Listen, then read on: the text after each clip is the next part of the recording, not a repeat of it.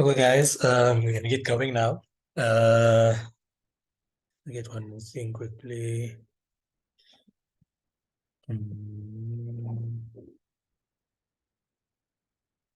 So before we get started, can you tell me how you guys feeling for test three? I'll just start with whoever's name I see first. Um,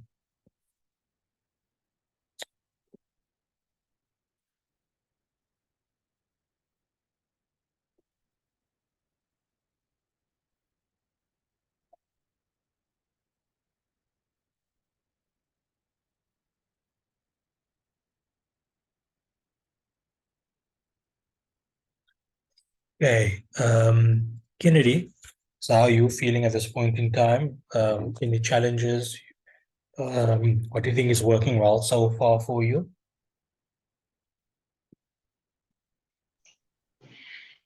Hey, Faiz, can you hear? Yeah, can you? Okay, perfect. Hi, everyone. So, for me, I think the biggest challenge I would say is because I'm working, finding the time to study tends to be quite a challenge. So, for test three, so far, I'd say that I'm feeling pretty anxious. What I find works for me, I would say, is that when I find, say, in the evenings, just an hour or two, even if it's not every day, that I can make it to put in an hour or two, and sometimes even in the morning before I head to work, I try to put in an hour or two. So the workshops I find are pretty helpful because the questions and as it relates to my study techniques, I find that focusing on the questions helps quite a lot instead of doing too much of the content. So yeah, I think I would say the biggest thing for me is that anxious because it's five subjects that we're all doing at once. Yeah. But at least I'm feeling sort of 50-50 in terms of at least with us going through the questions, I see that there's stuff that I can actually manage to answer, Okay. some that I'm still sort of grappling with. Yeah. Okay. And then like from the five courses, right? Number one Yeah. being you understand the best, and then number five being that you understand the least. So if going that order, what do you feel is the your easiest course? I mean, none of it is easy, but you know what I'm trying to say, Mhm. and what you find Yeah. as the more challenging. So going that from easiest to most challenging. I would say easiest for me, or at least the one that I'm most comfortable with, is Yeah. tax. Okay. After tax, I would say that management accounting, that's number two. And Mhm. then in three and four, I would put the two FACs. Um, uh, Wait, what do I have left? So that's And then back. auditing. Oh, yes. So But auditing, I'd put it number three, and okay. then I would put the uh, financial reportings at four and five. Yeah. 4 and 5. Okay. And between the financial reportings, which one do you find the most challenging? I would say it's FAC 4863, the one that's a bit Okay. more And what's the technical. reason for that? Think for me, I just find it a lot more technical. So in terms of having to understand things like you really have to know if, for instance, if we're doing PPE or intangibles, if you don't know where the journal is, if you haven't really taken the time to understand that content, it's very difficult to sort of think through it. So I find that it requires a lot more understanding from my point of view to Yeah. really take more time. Whereas with the other ones, like with tax, I think I have better understanding. It comes a lot more easier to me, What you I'd call it. say. Okay. Perfect. Thank you for sharing. Um, Zakira, is that how I pronounce your name? Zakira, yeah. You can go next. Okay, can you hear me, please? Yep, I can. Okay, in terms of difficulty for the modules, I would say right now auditing is giving me a bit of problems. Um, which I don't understand why, because I do understand the content and the questions when I do them. But somehow when we get to the test, everything goes the other way. So I'm having a little bit of problems. I don't know if it's I'm not understanding the required properly or what is it, but that's giving me a bit of stress at the moment. Second will be, I think, taxes. Taxes giving me a little bit of worries because I feel like there's too much and I don't know if I'm going to be able to finish everything in terms of understanding the concepts. I don't know if maybe I'm just not using my standards to my advantage. Maybe I don't know how to use it properly. But so I've been told by other people that you need to learn how to use your standards, and then tax becomes quite manageable. So I don't know if that's one of my weaknesses. In terms of facts groups, I seem to be managing okay. I'm doing these questions and I seem to understand the concept. Some things, obviously, if it gets a bit complicated, confuses me, but I find if I read through the standards, then it makes sense. IFRS, I'm actually enjoying the PPE section and the impairments. I don't know if that's just me fooling myself, but I think that's actually not too bad. And management accounting, I'm actually managing quite well with that one. So I don't think I'm having that much problems understanding. I think it's just the fact that I don't get enough time to do as much questions as I'd want to. Okay. Um, So you but also yeah, working and studying or full-time yes, studying? I'm doing no, I'm working and studying. So I try and do 2 hours um every day. Okay.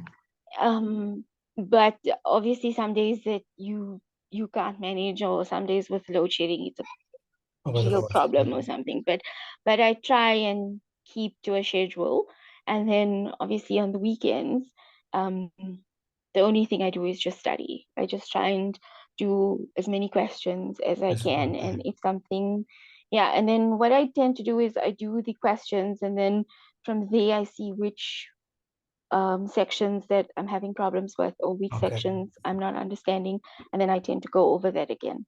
So auditing is your one they're giving you worries at this point in time. Yeah, so for test one, I passed everything but auditing, Okay. which was the same thing that happened last year as well. So that's why I'm kind of And stressing a little bit. the test two results come out already? No, it hasn't Oh, come not out as yet. well. As yet, So are no. you in audit? Do you work in audit? Yes, I'm doing my training contract in audit. Okay. And you're doing overtime and stuff like that? Yes, no? So no, because I'm still a CTA student, so I don't work overtime. Okay. So they're giving us that we don't work overtime. Okay. So, And I do get a Friday off so we can catch up with the lectures that I oh, have on my okay. UNISA and So things like that. Yeah, were you doing a contract with with KPMG KPMG? Where you based? in Johannesburg. In Johannesburg. Okay. That's nice. Didn't know KPMG allows their trainees to get off on a Friday.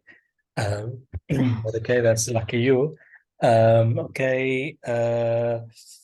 Yeah, so on the auditing part, we'll see what is the big challenge, but basically, um, what tends to be is kind of like two things. Number one, actually understanding the required, because sometimes most students write an answer and the answer is 100% correct, but it's for the wrong required. Okay, so then you get nothing. Okay, so in terms of what you understood the required to be, the answer is 100% correct, but because that is not the required, you don't get marks. And that is a typical problem. So and I think it was picked up through like the psycho exams, ITC exams, where they kind of picked up that problem where most students actually get 100% for the answer they answered, but it was just not the right understanding of the required.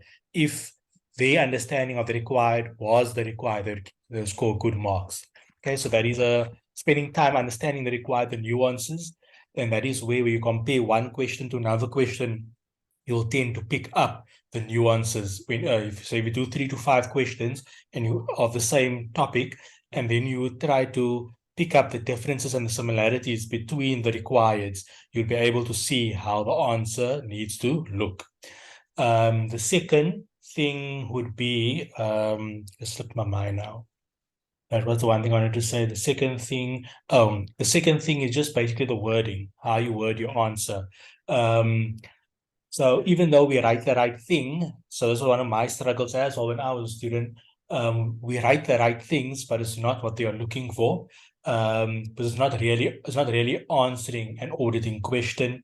You can't really have like a conversation with auditing. You kind of need to be like to the point, where you need to, for example, like when you write a answer to a substantive procedure, there's a certain way you need to do it. You start off with a verb as opposed to writing it any other way. So if I spoke to my lecturer about it and he understood what I'm saying, but then he explained to me why I don't get the mark, because he can understand I'm talking, but when you're writing it, it just doesn't make sense from an auditing perspective. So it's that kind of small differences that went through. For example, like in my when I did auditing in CTA, GDA, I needed to write a sub. And they allowed all those that had one sub to come meet the lecturer. So then I met my auditing lecturer, and then he told me, he went through my script with me, and he was maybe just being motivational, but basically what he told me was, going through my script, I'm competent, right? Meaning like I would pass but it's just from a marks perspective, I'm not getting the marks. And then he showed me what needs to happen in order to get the marks. He showed me what I'm writing. He can get it. So that's why he can tell me I'm competent, but it's just not enough, or just not written correctly in order to score the marks. Like I said, it was helpful, but maybe it was also maybe just being motivational. But it is those kind of subtleties that causes a pass from a fail and all of those type of stuff. Okay, but next one, Madania. When is I know you're third year, Madania. When is third year exam test again? Like there's so many test dates I have in my head. I'm kind of lose track. Yeah, hi everyone. Hi. So our next test is on the 18th of July. 18th of July test, which is that? So that is going to be test 2, because we just wrote test 1 the 29th, Monday. Okay. Yes, so it was on PPE and income tax, mostly Okay. PPE, and So I you're was only quite doing, so for third year, you're only doing Yes. FAC? No, I'm doing all 6. All 6. What is the 6th one? Yes. So it's AIN and CAS. Oh, that's Psycho a new added one. the 2 new modules that is taking more time than the main subject. So what is the so just take me through the 6 quickly. So it is going to be FAC. Okay. So Yes, tax. FAC is basically 1 now, right? FAC and tax. I'm still, because I'm also a psycho clerk, so I do taxes and financials every day. So it's between the two of them, and then third would be Mac. Yeah. And then fourth would be auditing. I agree with what Sakira and Kennedy said. Auditing is a bit of a struggle. Like I failed miserably, and to me, I feel confident that my answers were right, and I'm understanding what you're saying, because someone at work as well, my colleagues are telling me they also failed auditing multiple times, but it's the way we're answering. Like we're answering right for another question, like you also just explained. And then AIN, which is basically automation, it's computer, your coding, and then CAS is the last one. That is like, it's basically just interaction. And obviously Psycho, I do it with my articles. I answer it every month with my LOR. So I kind of know it. It's just, it takes a lot of the time. Like it is almost an assignment and activity due every week, like Oh. about 2 or 3. Now, So it's a lot of so for time. third year Mhm. now, so for besides the Yes. 2, right? For third year, so is it only 1 FAC now? No longer 2. Yes, there's one FAC that Oh, has all 4 in all one. 4 in 1, and then tax is Yes. still the 1, Mac is still 1. Yes. Mac is 1. Okay. Auditing So is when you 1. wrote the part on the 29th now, was that for all 6, all 4, or how does it work? No, so it was just what we wrote on was it's supposed to be income tax, your yes, for your concept, how do you say that word? I can't always, conceptual framework, Yeah. sorry. And then your PPE and leases, those 4 was your main Oh, but what I'm saying, topics. but what I'm saying was it only FAC? Was it FAC, tax, AUE, and No, only one, only the one. So Oh. FAC was the only one for the 29th. And then the next is now on Friday, we're writing Mac and auditing, and then tax on Monday. Okay. So basically it's test week, and then Yes, it's this week. okay. So this was test 1 Yes, for FAC. for all of them. Yeah. So no, the one that's coming up now on the 9th and 12th, that is test 2 of like the tax, Mac, and auditing. Okay. Understand. Hmm. Okay, so we have next year Naiko.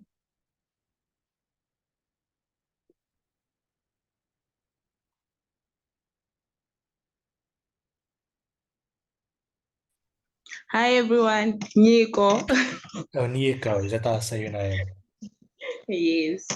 Okay. I think my biggest issue is time. I work Monday to Saturday, Okay. and I knock off very late. So yeah, and I think I spend a lot of time trying to understand the topic, reading the standard, and I don't get to do a lot of questions.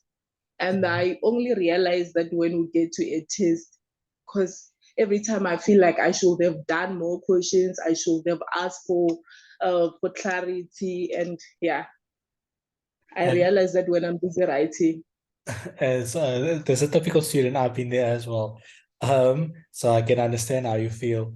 And if you must range from easiest to most difficult, your subjects. The most difficult one, I think it's Mac, Yeah. and yeah, Mac and FAC too. And I don't know, because when I'm busy practicing, I feel like I understand everything until Yeah. I get to a test. So Then when yeah, you're practicing, how do you practice? I start with I use tutorial letters. It's like I touch this and go to this one, go to this one. I think it's how I do. And then like which questions do you do? Do you do the examples in the tat letters, or do you do the actual the test examples? Like test the 1, ones in the tutorial letter. so but I mean under each topic, or do you do the questions right at the back of the tutorial letters? The questions at the back. Oh, okay. I just Okay. follow the tutorial letter from the first page and then go to the back and come back to the front. And, Okay. yeah. I understand. So yeah. So just to we're gonna do fact 4 today, but basically just to respond to some of your comments, all of your comments. So time is obviously going to be a problem, the biggest challenge for you guys because you are working, right? So the way you're going to have to do it is you can't go through all the theory. You have to learn the theory, but you can't study your theory in isolation. You kind of need to get a high level overview of the topic, just a very, very quick overview of the topic, like spend probably like 30 minutes or so maximum just to get an overview of the topic, and then go into a question, right? And then your first question is not to actually test whether you know your work. The first question is where you use it to learn the work. Okay, so that's the big difference. So if you're going to use question 1 to test whether you know the work, you're going to become demotivated because you're not learning the work. You're not spending time learning the theory. You're not spending enough time learning the theory because you don't have the time. So your strategy needs to be a little bit different than normal. So what I would suggest is, number one, you first do a quick overview of what the topic is about, so that when you go through question one, you at least have some idea, right? Now you use question one, your first question, to actually learn the topic. So what do? You sit with your notes, you sit with the textbook and so forth, and you sit with a solution. So you try to answer it first. If you don't, try to go to your notes and use the notes to answer. And if you don't, then you look at the solution and you build up your knowledge like that. Then you go, so basically question one will take a very long because you actually kind of learning. So ideally, you'd probably want to watch a video to get an idea of what the topic is about, and then maybe read a quick summary of what the topic is about, just to get a high-level overview. You probably want to spend 30, 60 minutes max on this. Then you use question one to actually learn the topic by answering a question. So like I said, answering the question, you try to answer it out of your own. If you can't, make use, you source back to your notes, to the what you call the books, whatever books, whatever you call, what we call that, psycho guidelines, whatever, and you kind of and the solution. But the solution must be the last point, right? You don't want to, because you don't want to train yourself to get an answer from the solution, because that's a little bit dangerous. That would be the last resort. And through that, you build up your knowledge. And then you go to question two. In question two, you need to use refer back to videos, refer back to notes, refer back to the solution much less. And then your third question, you must be zero, where you answer it on your own completely. And that's how you kind of build up and you kind of summarize whatever you learn. So so that is kind of the strategy you're going to have to use. Most of you work, right? I mean, I'm hearing most of you have 2 hours a day, if you get to that to do 2 hours a day. So there's no way that you'll be able to first learn theory on its own and then tackle questions. I know it's a habit of us to do that. We want to learn the theory because we feel once we know the theory, then it's a much better chance to actually go through questions. But what you would come to learn is you learn a lot more through doing. You learn a lot more through doing and through getting things wrong. So that is why you use question one to learn. You use question two to learn. Question three must be the one where you really test yourself. So then 4 and 5 is where you hone in and make sure you like master the topic, right? So the way you're going to learn is literally by going through questions and getting it wrong, and then seeing where did you go wrong and why you went wrong. That aspect is going to make the huge difference. You must try it. What you must try to do when you set up your schedule, you must let's say you have you work 6 days, right? As in you study for 6 days or 6.5 days. You need to take 1 day where you are resting, right? So let's say 6.5 days where you are working. When I'm using the word work over here, I'm talking about studying. So what you do is you say day one, so if we have 5 subjects, you have you take 1 day in the week for each subject, right? So let's say Mondays you use math, Tuesdays is FAC, Tuesday is the other FAC, Wednesday is the other FAC, Thursday is tax, Friday is auditing, for example, right? So that is your high level schedule of what you do every single day. So you don't think about what you're going to study. You know Mondays is math, whatever you choose, right? Saturdays, let's say Saturdays is the day where you actually practice a question in detail, right? So Saturdays and Sundays, maybe you take Sunday afternoons off. So Sunday mornings and Saturdays is where you do a one question for each. So let's say you do a 20 to 40 mark question. So in theory, a 40-mark question must take you 1 hour, but it's never going to take you 1 hour. So it's going to take you about 2 to 3 hours. So if you do a 20-marker for each subject, on a Saturday, and you give yourself, let's say, 2 hours. So that means Saturdays is your most time. So you do 3, so you have 6 hours on a Saturday, and you have 4 hours on a Sunday. So that is 10 hours in total, and that is 2 hours per subject. Now, so that is your high level strategy, right? That Monday to Friday, you're going to maybe watch videos and read a summary and do a quick question, right? Like a high level quick question to practice. So that is what you do 2 hours a day. Then again, 2 hours per subject over the weekend, or 3 hours per subject over the weekend. Saturdays is most of your studying, and then so you do 3 subjects on Saturday and 2 subjects on Sunday, because the Sunday afternoon you want to rest and recover so that the next week you can continue. That's your high level strategy. Now for the whole year, that's your strategy. Obviously, you can iterate as you learn what works better. And then each week, you must kind of say, okay, I know Mondays is Mac, but what am I going to study exactly for Mac? So by saying you're going to study WAC, for example, now you're going to say WAC. To study WAC in 2 hours is kind of impossible, right? So it's too much. WAC is too much for 2 hours. So now you say, okay, I can't do WAC per se, so I'm going to do something within WAC. Let's just say you're going to do cost of equity, for example. So now you exactly know Mondays is MAC, but I'm going to do WAC, and what specifically of WAC I'm going to do is cost of equity. Tuesdays is auditing. What specifically for auditing am I going to do? Substantive procedures. But there's so many substantive procedures, so am I going to do general substantive procedures? And am I going to do substantive procedures for revenue?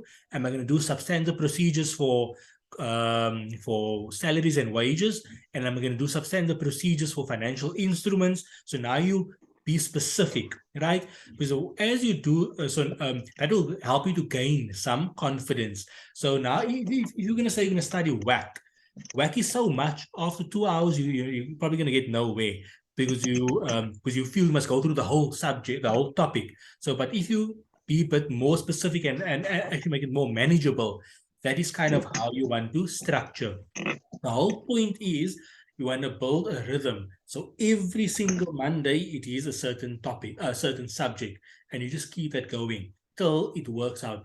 And if it doesn't work out, you change it till it works out, but you iterate till it kind of works out. But you want to come to a Saturday and Sunday where you physically just focus on a 20-mark question. Don't try to push it too much. You rather do 20 marks and you do it properly, so that as opposed to running through 40 marks and you still don't know anything after the 40 marks. So you do so you kind of work it in that way. That is what I would suggest when I used to do it. Right? For me, I had a problem of, even though I was a full-time student, I couldn't study a whole day. I just, for me, I didn't know what was my problem at that point in time. So I just worked out the way that worked for me. And what worked for me is kind of just being specific on what I'm going to study. I used to first run away from things that I struggled with, and that's why I never ever studied auditing until I needed to write the sub. But the other subjects, what I used to do, like for accounting and for tax, I actually focus on the stuff that was challenging and that was important.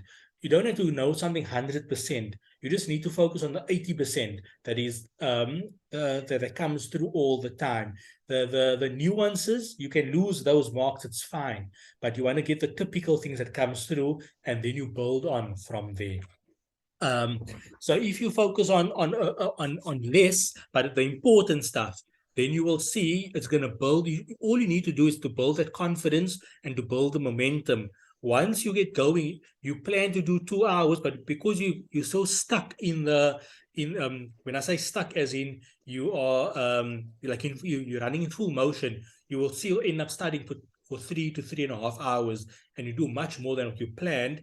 But if you start with a big goal and you see you're getting nowhere, that demotivates you. Start with a small goal and get going.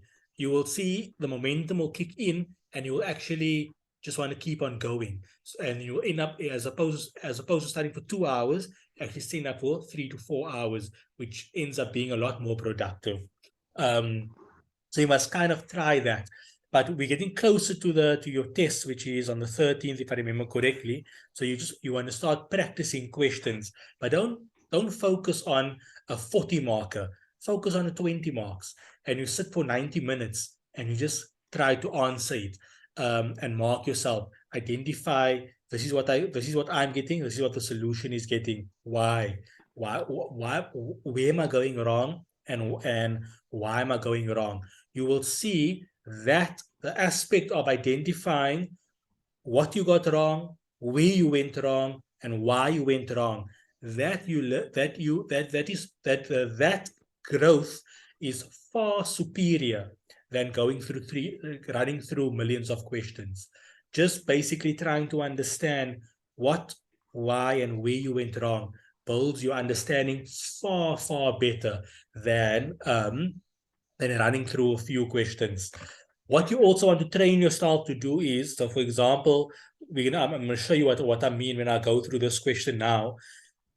When you do a question, for the first time you do it, right? But for the second and third time, you need to first give yourself a 5-minute summary of what the topic is about. So for example, we're going to do a FAC4864. We're going to do change in ownership, right? So with change in ownership, what happens is we know that we're either going to acquire additional shares, which increases our ownership, or we're going to dispose of some shares, which is going to decrease our ownership. What could happen is that we either go from a normal investment, a normal IFRS 9 investment, to a subsidiary, or we go from a subsidiary to an IFRS 9 investment. Those are one of the ways. Or we are a sub, but we still remain the sub. We just become a bigger sub or a smaller sub. Okay, that can be a possibility. And that is going to be for third year and for CTA 1. For CTA 2, there are more options. Okay, so you go from an associate to a sub, or you go from a sub to an associate, or you go from an IFRS 9 to an associate, or you go from an associate to an IFRS 9. Or, I mean, if they want to, go from IFRS 9 to an associate to a sub, or the other way around. There's so many different scenarios when it comes to CTA 2. But for CTA 1 and for third year, it would be sub to associate, sub to IFRS 9, IFRS 9 to sub, or sub to sub, meaning big sub to small sub to big sub. That's the 4 scenarios for CTA 1 and for third year. Like I said, for CTA 2, there are more scenarios. So now you already did a change in ownership, but you probably only did 1 or 2 change in ownerships in the first question. Coming to question 2 now. Now you want to give yourself a summary. You know you're doing change in ownership. So now you tell yourself what are the possible scenarios. Okay. Now, the biggest thing when it comes to change in ownership is the following. The biggest thing when it comes to change in ownership is the following. 2 things. Number 1, what happens at the date of change? And number 2, the impact on the financial statements. Okay. Now, the impact on the financial statements is now, there are 3 statements you need to think about. Okay. The income statement, the balance sheet, and the statement of changes in equity. The statement of changes in equity only comes into play when you are dealing with sub to sub. Okay. When you're dealing with the others, there's no need, it's not really going to be tested. So the statement of changes in equity will be tested like 90% of the time when it is sub to sub. So if you're dealing with a sub to sub, you need to already picture how would you say, or what would the impact be on the statement of changes in equity? And we're going to do one today, right? Then for income statement and for balance sheet. Well, the balance sheet is as simple as this. At year end, at the financial year end, what investment do I have? Do I have a subsidiary? Do I have an associate? or do I have a normal investment? When I say normal investment, I'm referring to IFRS 9. Because if at year end I have a subsidiary, that means I need to consolidate. What does consolidate mean? I need to bring in 100% of the parent and the subsidiaries, assets and liabilities on a line-by-line basis. If I have an associate at year end, then all I want to see on the balance sheet is a line item called investment in associate. If I have an IFRS 9, investment, all at year end, all I want to see on the balance sheet is a line item called investments, and that's it. So that is kind of what you want to tell yourself when you're dealing, before you start the question. Okay, so what do I expect? If it is this, then this is how the balance sheet would look. If it is that, then this is how the balance sheet would look. So you already have the answer or the framework in your head. All you're going to use is the question to provide you with the specific details to complete it. Similarly, for the income statement, if you have for the income statement, there are two aspects to consider, right? So what would the impact be on the income statement before the change in ownership? What would the impact be on the income statement after the change in ownership? And why is this important? This is important because of the following. The balance sheet looks at the numbers at a point in time. So it looks at the numbers at financial year end. That is why, from the balance sheet perspective, all I need to ask myself is, what do I have at year end? The income statement looks at the numbers over a period of time, which is the full financial year. So from the beginning of the year up until the end of the year. That is why I need to know, what do I have throughout the year? So we just break it up into two parts: before change in ownership and after change in ownership. So if I have a subsidiary before change in ownership, what does that mean? Okay. And then what do I have after change in ownership? In some cases, before change in ownership and after change in ownership, I have a subsidiary, because it is big sub to small sub or small sub to big sub. So throughout the year, I have a subsidiary. So what does that mean? For the whole year, it is 100% of the parent, 100% of the subsidiary on a line-by-line basis. However, if I have a subsidiary before year end and I have an associate if I have a subsidiary before change in ownership and I have an associate after change in ownership, then that means I need to consolidate for the period before change in ownership, and I need to equity account for the period after change in ownership. So before change in ownership, it's going to be 100% of the parent, 100% of the subsidiary on a line-by-line basis.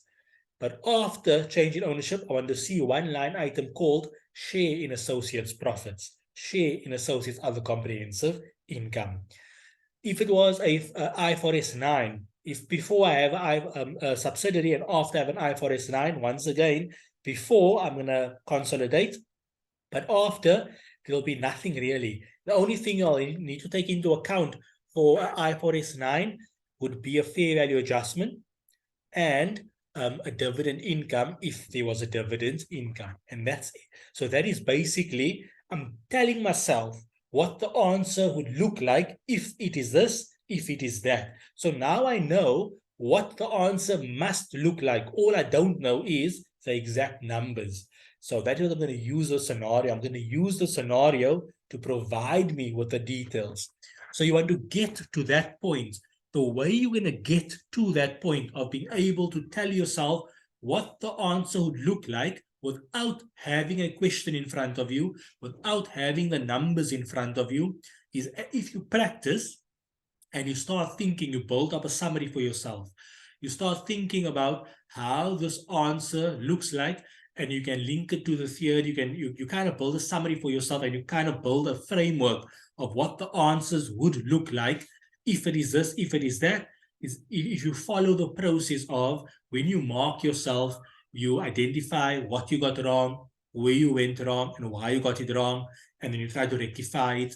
You try to do what if scenarios.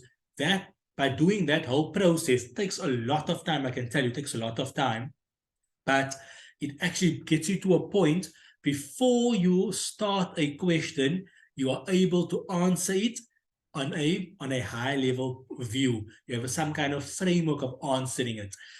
So now what you must take note is only a framework. So the framework would have to sometimes be adjusted or adapted based on how the scenario gives you information.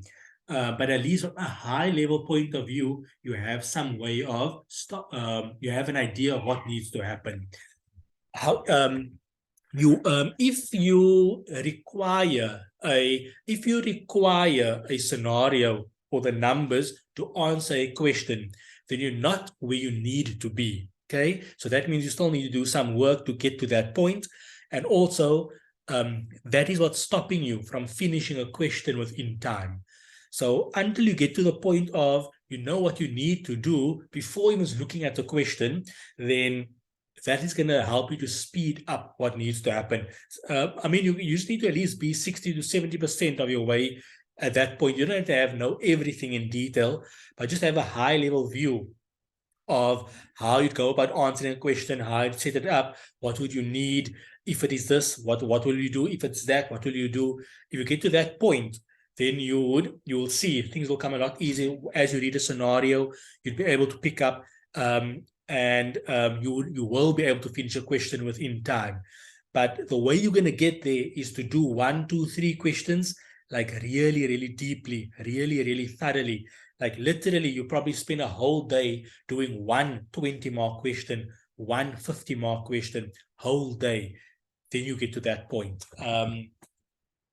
So that is what you must think about, right? So when you do a question, try to give yourself a summary. Try to remind yourself of the mistakes you made and how you fixed it and what is the correct way going forward. So you want to keep on telling yourself these type of things till it builds up in your brain, right?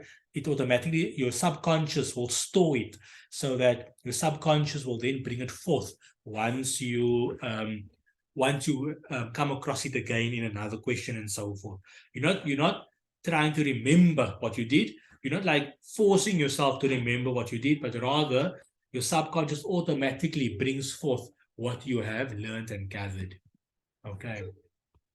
So now I'm going to switch over into the scenario, and then we're going to go. Let's go.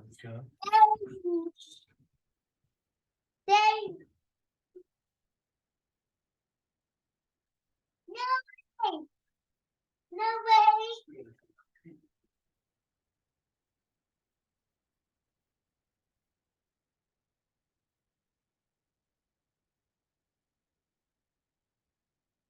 So what I'm going to show you is, as I read through the scenario, how I would actually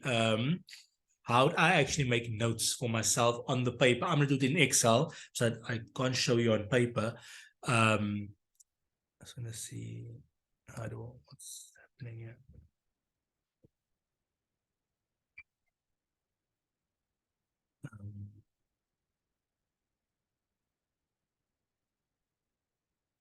Okay. Here we go. So I'm going to read through this question. This is the touch data of 2023 for FAC data 104 2023 FAC4864. This is usually they have like the latest tests in here, but I don't see test 2022 in here, so I'm doing test 2021. I think can't remember which one. Yeah, I think it's test 2021. Test 3 2021 or 2020, but it's a good question. Okay, so I'm going to read through the scenario. I'll share Excel with you as well, and then I will I'll show you. I'll try to draw on Excel with lines of how I would make notes for myself as I read this question, right? So when it comes to changing ownership, I highly recommend that you draw a timeline, okay? And you write down all the pertinent information that you need, so that when you just look at the drawing, you can picture the answer in your head. Okay, you want to get to the point where when you look at the drawing, and I mean, you don't have to be an artist. I'm not an artist, right? We're just doing lines. Okay, I'll call it the drawing, but it's not like I'm not being an artist. When you look at the drawing, you are able to see the answer in your head. Okay, and that must be your guide. So, because what you might just remember in an exam, you're gonna be stressed, you're under time pressure, and all of those type of stuff. So your brain is working overtime. So you might just understand, like, the more your brain works, the less it can process, right? So you want it to process the least amount of information. You just want it to process the most important information. So you don't want to store you don't want your brain to store information that you don't need to store. So the drawing will help you to take load off your brain, so that the brain can actually use its load for what it needs to use, okay, for the actual thinking. So you want to draw timelines when you deal with change in ownership, so that you exactly know what needs to happen for income statement, for balance sheet, and then you can also identify what happens at the date of change. Okay, so let's read this scenario, and then I'm gonna read the scenario, and then I'll switch between the scenario and Excel in order to draw the timeline. So they say you are a third-year trainee accountant at ABC Auditors. You are currently busy with the year-end audit of Fortnite. Okay, so we're doing Fortnite the year-end. So Fortnite is a computer game developer and a retailer based in South Africa and listed on the Johannesburg Stock Exchange. The company has several investments in other companies, and all companies in the group have a year end 31 March. Okay, so if the year ends 31 March, the beginning of the year must be April, 1 April. So 1 April to 31 March. So they say the following trial balance extracts for the year ended 31 March 2020. Okay, so that means it's 1 April 2019 to 31 March 2020. You have to write that somewhere where it's clear for you to see and easy for you to see what the financial year is. 1 April 2019 to 31 March 2020. The following trial so the following trial balance for the year ended 31 March were provided to you by the Fortnite Group accountant, Mr. S. Trooper. So there we can see there are three companies: Omega, Raven, and Peely. Okay, so we have share capital, 200,000 shares, 100,000 shares, and 150,000 shares. So we have retained earnings 1 April 2019, revaluation surplus 1 April 2019. So that means that is retained earnings and revaluation surplus for the individual companies at the beginning of the financial year. Okay, then we have profit after tax. Then we have other comprehensive income, revaluation on land. So Omega have revaluation on land, and then Peely have other comprehensive income for a cash flow hedge. Okay, then we have dividends paid, and take note of the date, 30th of June 2019, which was 25,000 Rand in Omega. Okay, so that just basically looks like the equity statement, basically. Okay, so here we have Omega Ltd. So Fortnite acquired 40% of the issued share capital of Omega on 1 January 2015 for a cash amount of 350,000 Rand. Fortnite exercised significant influence over the financial and operating policy decisions of Omega from that date. So let's stop there. So we have a 40% interest, and this 40% interest gave us significant influence on 1 January 2015. So on 1 January 2015, because we have significant influence, we have an associate. Okay, so significant influence means we have an associate, and it also means that we need to equity account from 1 January 2015. Okay, so just take note of that. So on 1 January 2015, Omega's equity consisted of the share capital, and the retained earnings amounted to 600 and 200 respectively. all the assets and liabilities of Omega were regarded to be fairly valued on 1 January 2015. Okay, so 1 January 2015, all assets and liabilities were fairly valued. So that means there were no fair value adjustments at acquisition. And from 1 January 2015, we needed to equity account. Okay. On 30th September 2019, so that's in the current financial year, Fortnite disposed 35% interest in Omega for 460,000 Rand. The remaining interest, so the remaining 5% interest had a fair value of 63,250,000 Rand on 30th September 2019 and 70,000 on 31 March 2020. Fortnite classified the remaining investment as a financial asset at fair value through other comprehensive income. Okay, so at this point, you just want to make note for yourself. You draw your timeline, 1 April 2019 to 31 March 2020. Okay, that's your financial year. Somewhere in the middle, you put down 30th September 2019. So what's the event on 30th September 2019? The event is there was change in ownership. It sold 35% interest. It went from associate to an IFRS 9 investment. Okay. So that is basically the event. So what happened? We lost significant influence. Okay. So on this timeline, before the change in ownership, you have an associate.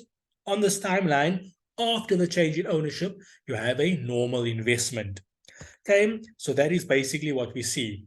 So now if you think of the financial statements, balance sheet, income statement. The balance sheet looks at a point in time. The point in time we are interested in is the financial year end. So at 31 March 2020, what do we have? We have a financial, we have an IFRS 9 investment. So that means on the balance sheet, all I'm expecting to see is a line item called investments. Okay. And the investments should, because of its fair value for other comprehensive income, the investments at 31 March 2020 should read 70,000 Rand. For the income statement looks at a period of time. And the period of time is our financial year, 1 April 2019 to 31 March 2020. So I need to know what did I have throughout that period. So we break it up into before change in ownership and after change in ownership. Before change in ownership, I have an associate. After change in ownership, I have a financial asset, IFRS 9 normal investment. So that means before change in ownership, because I have an associate, I need to equity account. So in the income statement, for the period 1 April to 30th September, I would have share of associates' profits, share of associates' other comprehensive income. After the change in ownership, I would have a normal investment.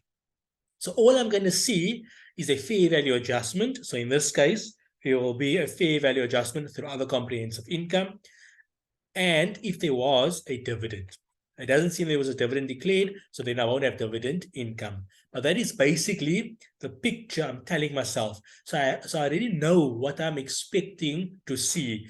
So it does not mean I'm gonna, that's what the question is gonna ask me, but I at least know what is actually happening. If it's an income statement, balance sheet, I have an idea of what is actually taking place. Okay, so just take note of that. So now we have Raven. For Raven, let's say Fortnite. Let's see what's happening here.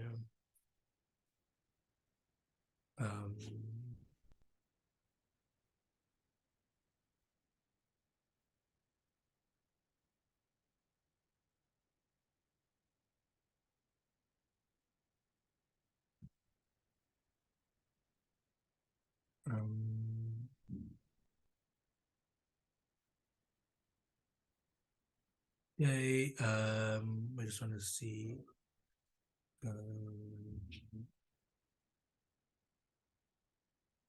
Okay, so for Raven, So we have, so for Fortnite acquired 70,000 ordinary shares in Raven Ltd on 1 July 2011 for a cash amount of 100,000 Rand. From that date, Fortnite had control over Raven as per the definition of control in terms of IFRS 10 consolidated financial statements. Okay, so what we notice, 70,000 ordinary shares were acquired on 1 July 2011. And on 1 July 2011, we exercised control. So that means because we exercise control, we have a subsidiary, and therefore we have to consolidate. Okay, so that is basically what we gather from that. They never told us what percentage, so we will have to go have a look. 70,000 out of the number of shares that Raven has. So let's go have a look. I can't remember how many shares I saw. So Raven has 100,000 shares, and we have 70,000 of that. So therefore, we have a 70% interest. Okay. Where am I now? Okay, so on 1 July, Raven's equity consisted of share capital and retained earnings of 100,000 and 20,000 respectively. All assets and liabilities were regarded to be fairly valued on 1 July 2011. No additional assets, liabilities, or contingent liabilities were identified by Fortnite on the date of the acquisition. Okay, they say on 1 July 2011, the fair value of the non-controlling interest was 45,000 Rand. From the date of acquisition, Fortnite purchased games from Raven at a markup of 20% on costs. You can assume that inventory on hand at month end are sold in the following month. Okay, so what is important to take note? Let's have a look. Okay, so on 1 July 2011, we gained control, and therefore from 1 July 2011, we have to consolidate as we have a subsidiary. Okay, from 1 July 2011, we started buying inventory. Okay, so take note, it is the sub selling to the parent. Okay, so just take note of that. It's an intercompany sale of sub to parent. So the profit is sitting in the books of the sub. So the profit is sitting in the books of Raven. So that's very important to understand. So Raven would have the sales and cost of sales, and the parent, which is Fortnite, would have the inventory. Okay, so just take note of that. So they say the following information relate to these purchases. So we have 31 March 2020, we have 1 December 2019, and we have 31 March 2019. So we have sales from Raven to Fortnite for the financial year. We see the numbers, and then we have inventory on hand at Fortnite, and we can see the numbers. Okay. So they say on 1 December 2019, Fortnite acquired an additional 10,000 ordinary shares in Raven from the non-controlling interest. The purchase was settled by 110,000 Rand, as well as a transfer of equipment with a fair value of 30,000 Rand and a carrying amount of 10,000 Rand to the non-controlling interest. Okay, so what happened? On 1 December, there was a change in ownership. So once again, when we draw a timeline, 1 April 2019 to 31 March 2020, somewhere in the middle, we put 1 December 2019. 1 December 2019, we can basically say there was a change in ownership. We already have 70,000 shares, right? 70,000 out of 100,000, which means was 70%. So now we acquired an additional 10,000 shares. So that means we went from 70,000 shares to 80,000 shares. So that means we went from a 70% interest to an 80% interest. Okay. So before the change in ownership, we were a subsidiary. After the change in ownership, we are still a subsidiary. So that means for the income statement for the full year, we will consolidate, because for the full year, we were a subsidiary. For the balance sheet at year end, we are still a subsidiary. So once again, for the balance sheet, we will also consolidate. Okay, so just take note of that. So in this case, there will be an impact on the equity statement because it is a change in ownership, which where we remain a subsidiary. So where there's a change in ownership, where we remain a subsidiary, then that implies it is a transaction amongst the owners, between the owners, and as a result, the gain or loss on this transaction needs to be recognized directly in equity. Okay, so this is a very, very important principle. Any transaction with owners does not go through the income statement. Any transaction with the owners impacts the statement of changes in equity directly. So, for example, like in normal circumstances, a dividend declared is a transaction between owners. Therefore, dividends declared never ever goes through the income statement. It goes directly to the statement of changes in equity. Same thing over here, because before and after we are still a subsidiary. That means it's a transaction between the owners. So the gain or loss on this transaction does not go through the income statement. The gain or loss goes directly through the statement of changes in equity, and we call and we create a separate column which we call change in ownership reserve. It's not a requirement, but that is just basically what we do. That we have a separate column called change in ownership reserve. The requirement is that it must go directly through equity. Having a separate column is not a requirement, and calling it change in ownership reserve is also not a requirement. We can call it what we want, but basically, I think it's like industry practice or whatever, that we will have a separate column and we will call it change in ownership reserve, so it's easy for users of financial statements to understand. Okay, so what is important to take note? You simply just want to have a high-level view where you draw a timeline. You have opening balance, you have closing balance, and somewhere in the middle you have another line to represent the change in ownership. Then you just identify what you had before the change in ownership. You identify what you have after the change in ownership. This will help you to identify what the impact would be on the income statement and what the impact would be on the balance sheet. Then at the date of change in ownership, you just do a high-level summary of what happened. So like, for example, 70% to 80%, something like that. Okay, so you just have a big picture. And then when you get to the required, you can see how the picture can help you to answer the required. Okay, so for Peely, so Fortnite acquired a 60% controlling interest in Peely Ltd for a cash amount of 225 on 1 April 2019. Okay, so 1 April 2019, that is the beginning of the current financial year. Okay, we acquired a 60% controlling interest. That means from the 1 April 2019, we control this company. So as a result, we have a subsidiary. As a result, we need to consolidate. Okay. So they say all assets and liabilities of Peely were regarded to be fairly valued on 1 April 2019, except for land, which was undervalued by 75,000. No additional assets, liabilities, or contingent liabilities were identified by Fortnite on the date of acquisition. So that means there will be a fair value adjustment at acquisition date of 75,000 Rand. On 31 March 2019, Fortnite disposed of a 45% controlling interest in Peely Ltd for 245, resulting in a remaining 15% interest.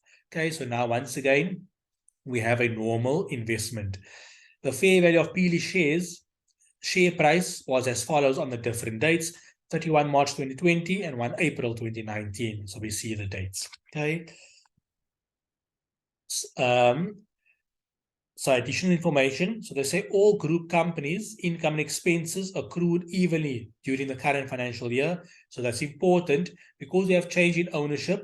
We need to know how income and expenses were earned. So because it was incurred evenly, we can simply divide by 12 and multiply by the number of months that we require for before change in ownership and for after change in ownership. Okay, so non-controlling interest is measured at fair value. So that's important. Remember, there are two ways that that the group can measure non-controlling interest at acquisition. So either at fair value or their proportionate share. So here we measure non-controlling interest at fair value at the date of acquisition. Okay, then it is the accounting policy to account for investments using a cost model.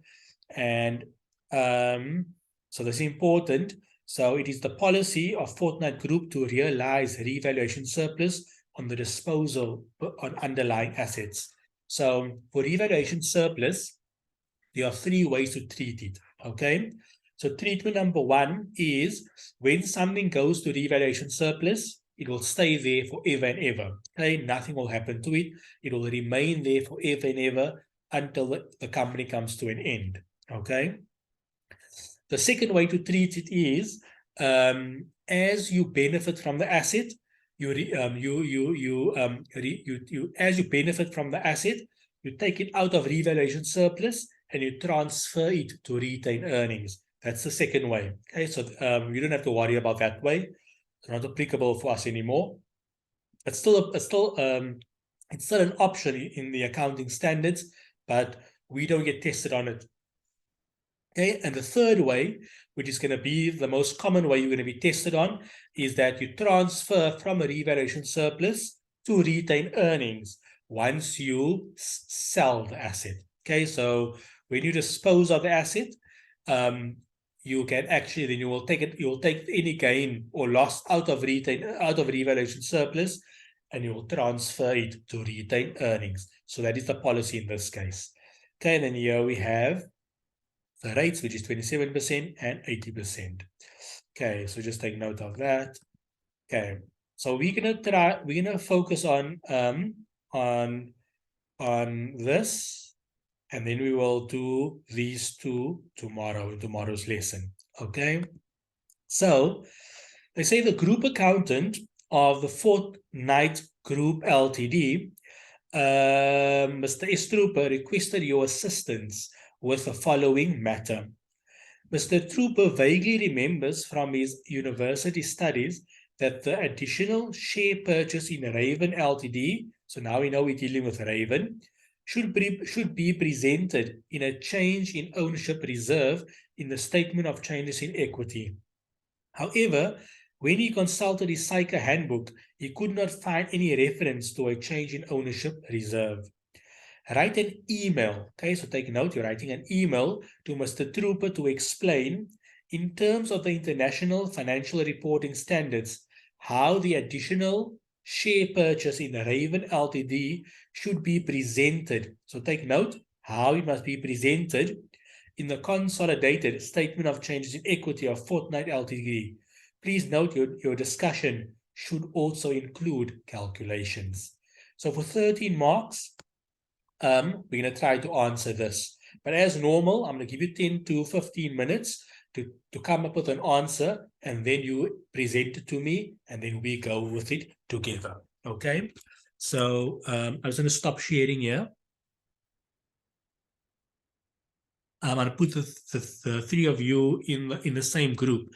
Then see if you can discuss it together, and then we will answer it. I'll give you 10 to 15 minutes to come up with an answer, and then we will go through it together. Okay. So let me just put you into, I'll share the tutorial later now. Okay. I'm going to put you in groups now.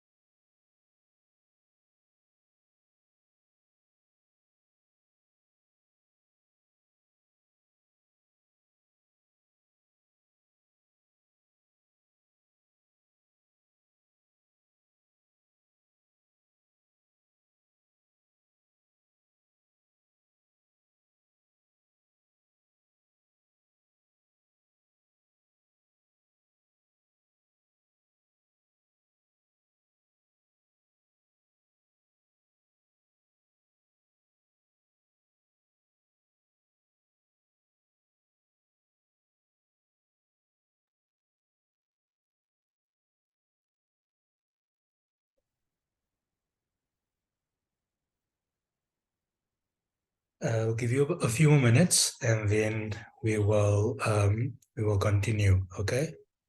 And then I'll stop the few more minutes and I'm going to stop the I'll close the breakout rooms.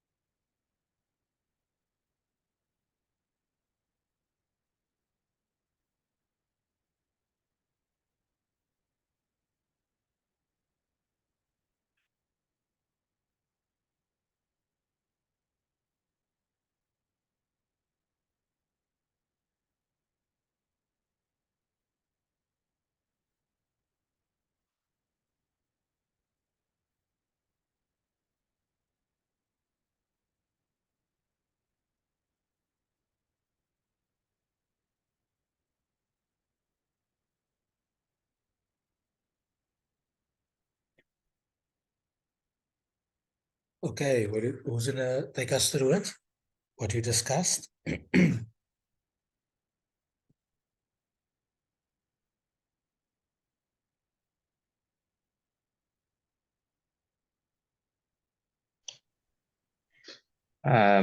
Hi, Faiz. So Yeah. I can just give like a brief overview of what Okay. we spoke about.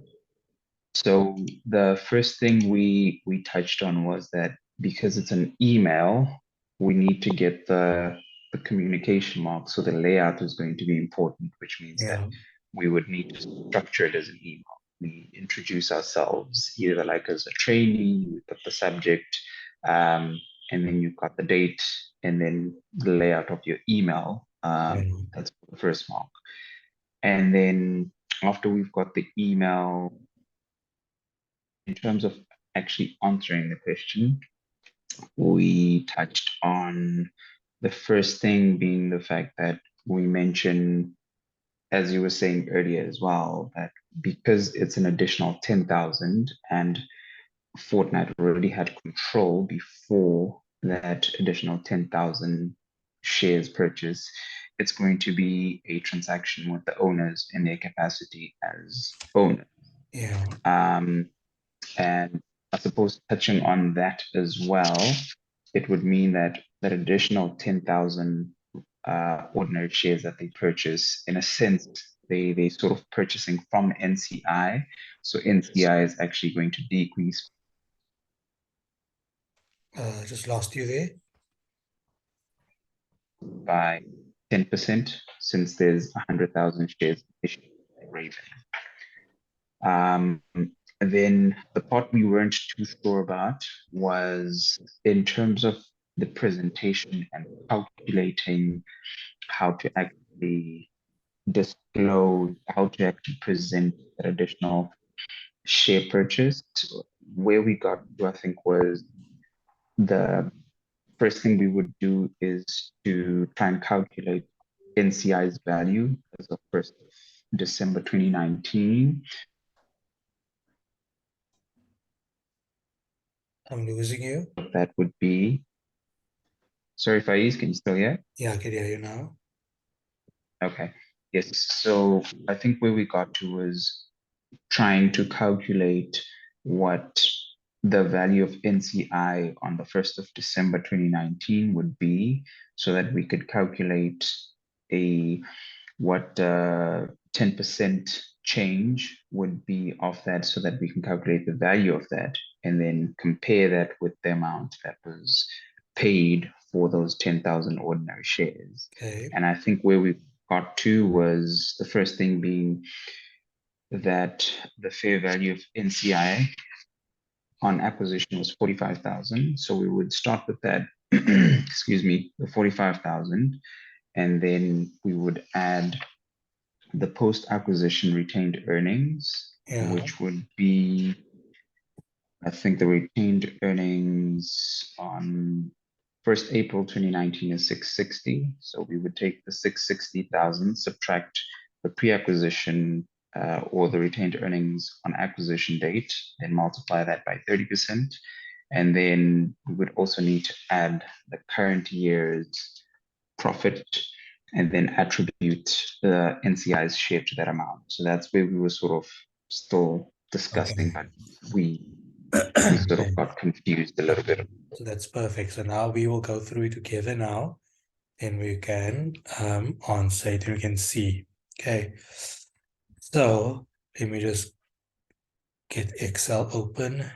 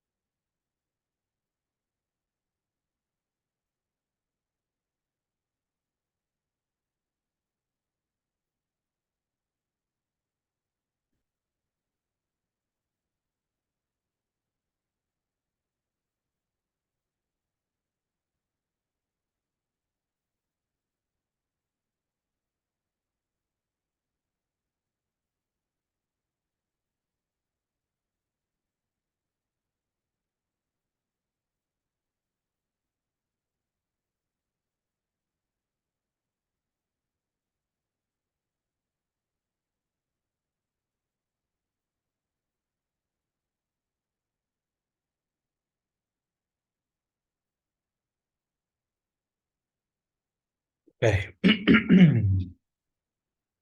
Okay, so before I get into the details of actually answering the question, I was going to set up how the statement of change in equity will look in general, right?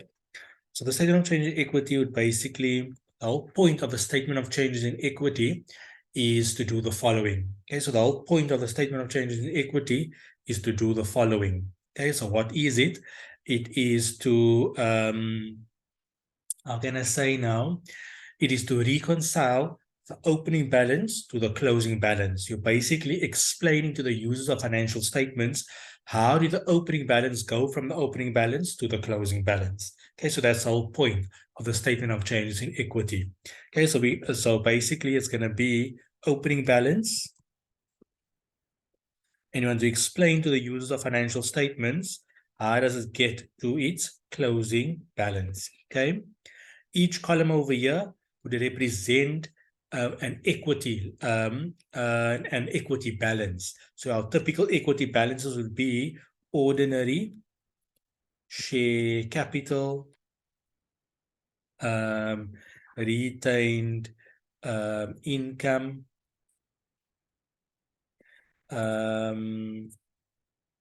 revaluation, surplus. Then in this case, we would have change in ownership, reserve. Then we will have total parents equity. Then we would have NCI, and we would have total equity. Okay, so that is basically how it looked. There could be a column for FCTR, but we'll bring that in when we come there. Another revaluation surplus column would be, let's actually just put it in. It's called now.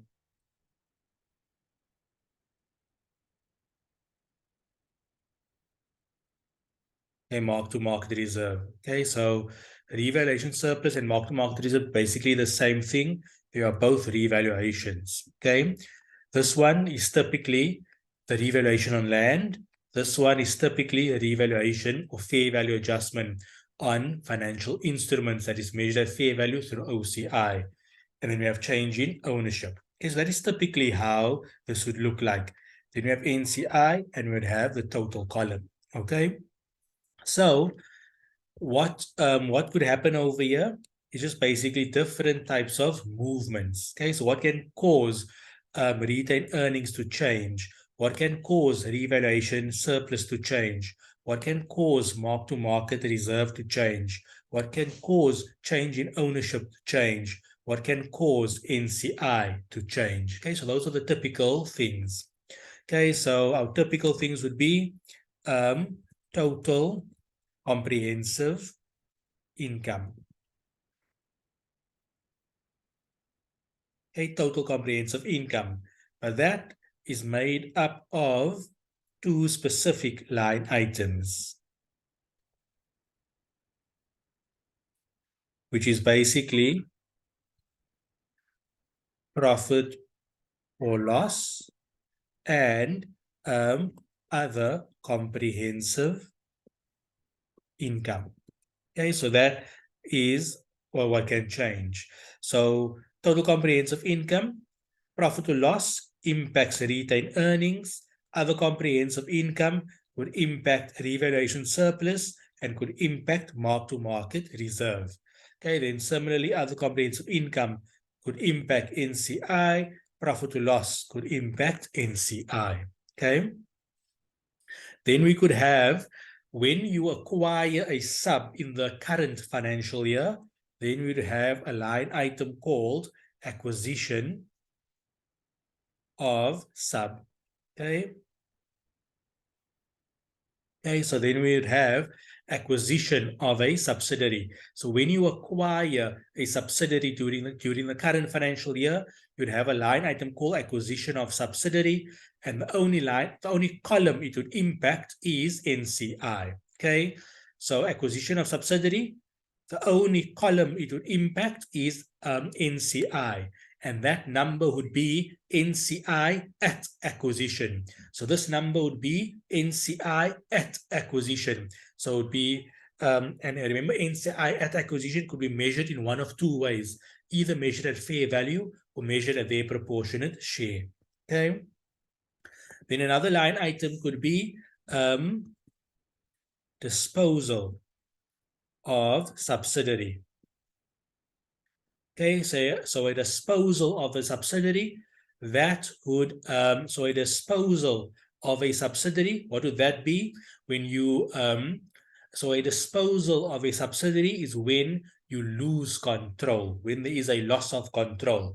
So a sub to no longer a sub. Okay, the line item it will impact over here is NCI. Why? Because NCI no longer exists. Okay, so the disposal of subsidiary would impact NCI, and basically the number that will come through over here is simply the NCI at the date of the disposal. Whatever NCI value is at the date of the disposal, that number would come over here, which would cause NCI to end up to, which would cause the closing balance to be 0. Okay, so you just take note of that.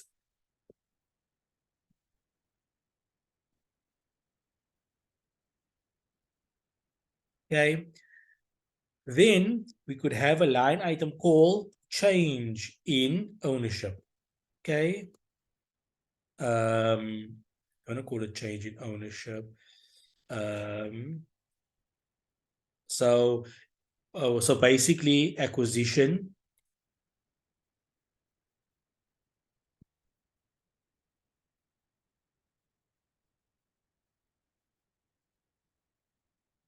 Okay, so acquisition of additional interest. So this is where there's a change in ownership, where sub remains a sub. Okay, so acquisition means a small sub becomes a bigger sub. And if you become a smaller sub, you can just say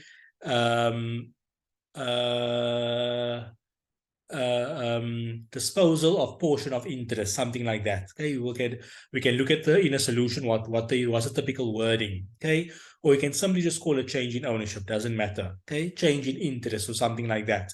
But the difference is a disposal of subsidiary means you lose control, you no longer have a subsidiary. This one is indicating that you are, there was a change in ownership, but we still remain a sub. Okay, so that's a difference. So this one over here would impact this line item and NCI. Okay, so just take note of that. Then another one would be transfer. So in this scenario where we have a revaluation surplus, and then we will transfer from a revaluation surplus to retained earnings. Okay, so from a revaluation surplus to retained earnings, then finally we would have dividends. Okay, now there could be more, but these are the typical things that you need to think about from a group perspective. Okay, so just be aware of that. So this is basically what I'm going to help you with now. Okay, so this line item is what I'm going to help you with now. Okay, so what you might just, so the way I like to explain this is as follows. Okay, so the way I like to explain this is as follows. Think about, and I want you to answer me over here. Okay, so I'm going to ask you to answer me over here. So think about the following, right?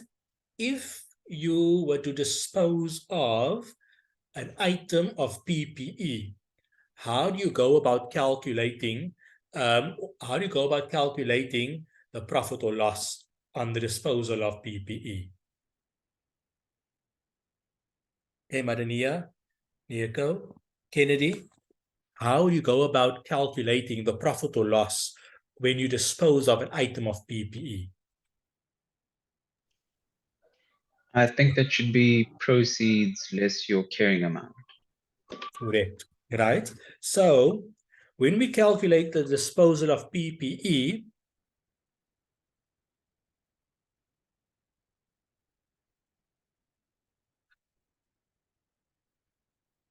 So when we just calculate the disposal of PPE, we say proceeds less carrying amount, and that will give me, this would give me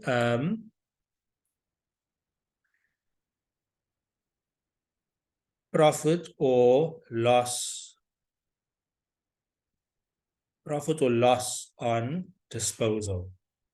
Okay, so over here it is simply proceeds less carrying amount gives me profit or loss on disposal.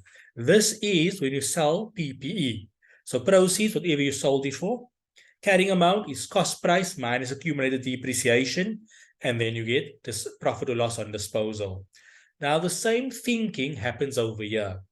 Proceeds is whatever you sold it for, right? In this case, we're not selling something, we're acquiring, okay? But effectively, NCI is selling their portion, and then we have to pay them for it, right? So you can still, so even though we are buying, you can still think from the other person's perspective, and you get to the same answer, okay? So proceeds less the carrying amount. Now in PPE, the carrying amount is cost price minus accumulated depreciation. Over here, the carrying amount is simply the business, okay? So it is simply the consolidated retained the consolidated equity. So it's basically equity on a consolidated basis, and it's not cost minus accumulated depreciation, because we're not selling or buying PPE. It's a business that we are dealing with. And because it's a subsidiary, we need to apply the rules of consolidation. Okay, so basically the carrying amount would be 100% of total equity times the percentage that we are buying. In this case, we are buying 10%, or NCI is selling 10%. So it's total equity on a consolidated level multiplied by 10%. And then that will give us profit or loss. Okay. Now, the proceeds is what we paying, or what's being the purchase price over here, okay? And that is going to impact total equity column, okay?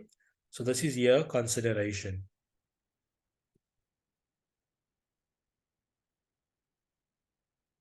This here is the consideration of the interest, okay, being purchased or sold, whichever way you want to look at it.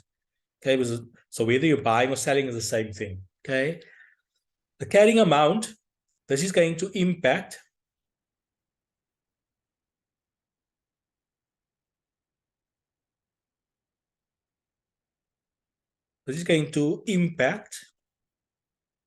NCI column. Okay, this is going to be total equity consolidated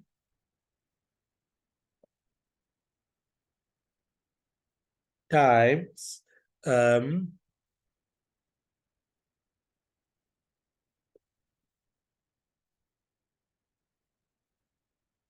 interest purchased or sold.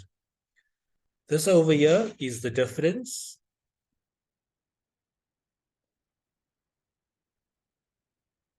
and this is going to impact change in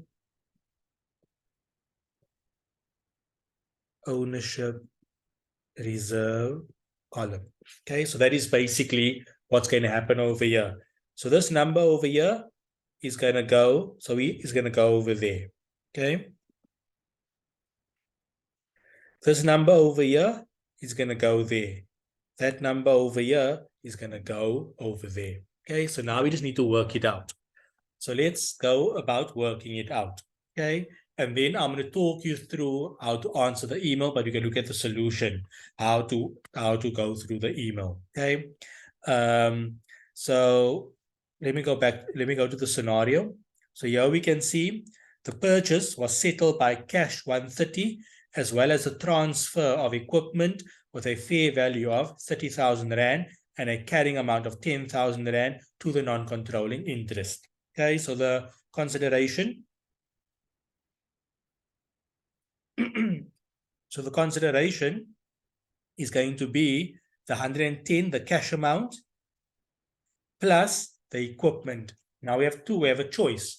Do we use the fair value amount of the equipment, or do we use the carrying amount? So the typical answer is going to be the fair value. Okay. So we're going to use the fair value amount.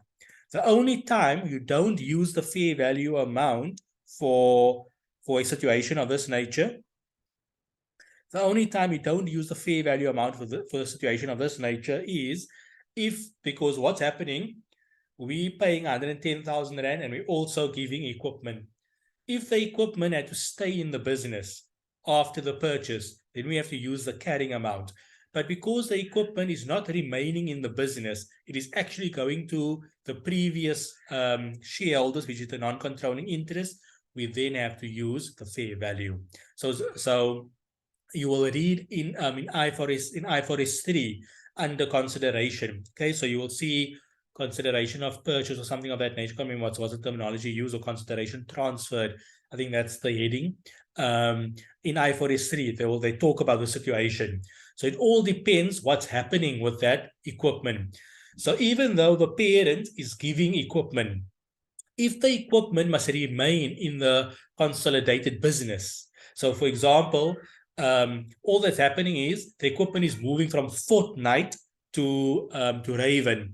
In that instance, the equipment is still remaining in the business, in the group. Okay, it's still remaining within the group. It's just going from Fortnite to Raven. Then in that case, we don't use the fair value, we use the carrying amount. But in this scenario, the equipment is going from Fortnite to the non-controlling interest in their capacity. It's not remaining in the group. So because that is the situation, we will then basically we then use the fair value amount because it's not remaining within the group. So that is basically to take note when it comes to transferring of PPE or assets. Okay, so just take note of that. So that is why we use 30,000 and not the 10,000. Okay, so the fair value is, the consideration is 110,000 Rand. Now what we're going to do, we will work out what is NCI on a consolidated level at the date of acquisition. Okay, at the date of change in ownership. So the date of change in ownership, I can't now remember what it is. What was it? 1 December 2019. Okay, so basically how I would work this out is as follows. So the way I would work this out is total equity consolidated at 31 December 2019. Okay, interest purchased, and that is basically how I would get the carrying amount. Okay, so that is basically how I would get the carrying amount. So this would be 10%. Okay, and then the carrying amount. The carrying amount would equal whatever the total equity, 100% times 10%. Okay, so now we just need to work out 100% of total equity. So the way to work it out is equity at acquisition. Okay, retained earnings since acquisition. Okay, I just want to see this question. This have revaluation surplus. Did they have revaluation surplus? Let me just go see quickly. Revaluation surplus. Okay, so Raven doesn't have revaluation surplus. So you see, it's not other comprehensive income. There's no other comprehensive income under Raven. So therefore, we don't have to worry about retained revaluation surplus. But if there was revaluation surplus, then we would have to take that into account as well. Okay. So I'll just basically have total equity. Okay, then your retained earnings since acquisition, basically revaluation surplus since acquisition. I'm just going to, just for completeness, I would have a profit. I'm going to say current year profit. So just in brackets, up to change in ownership. Okay. Current year OCI up to change. And then dividends declared. Okay, once again, only up to change. So anything in that period. So that is very important. So remember, for the current year, we're dealing with 1 April 2019 to 31 December 2019. So any dividends declared during that period will come in over here. So if we go back to the scenario, there was no dividends. Okay, so if I go back to the scenario, here's dividends declared in the current year, nothing under Raven. Okay, for other comprehensive income, nothing for Raven. For revaluation surplus, nothing for Raven. Okay, so therefore we don't need those line items. I'm just putting it in there to help you develop your framework in your head. Okay, so let's deal with total equity at the date of acquisition. Okay, so total equity at the date of acquisition. So total equity at the date of acquisition would have been, let me just see quickly.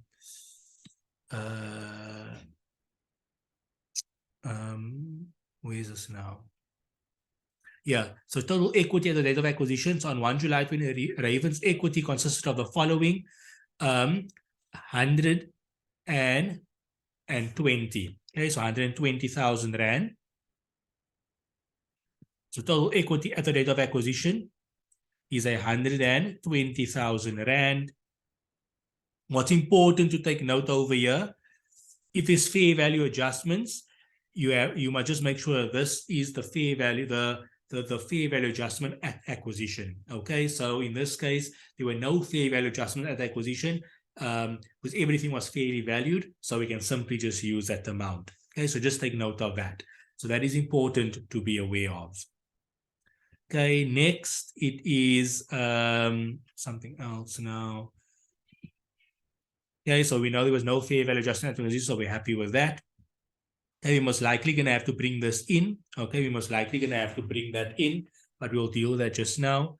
So we have to bring in goodwill as well, because obviously goodwill is the amount in excess of, so goodwill is the amount in excess of,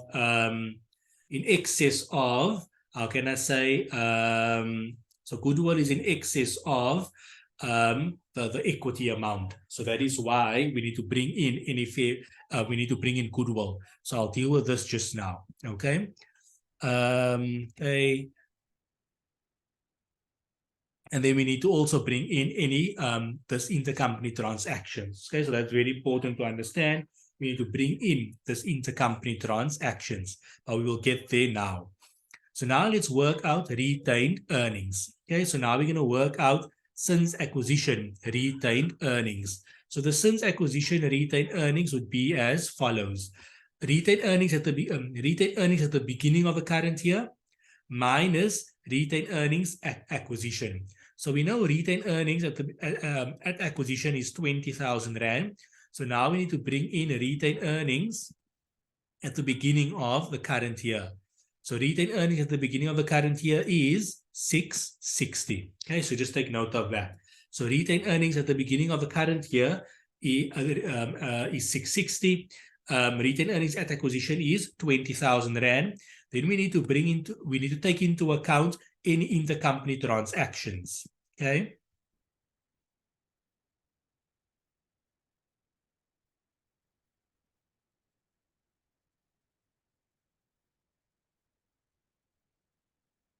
Okay, so let's deal with that.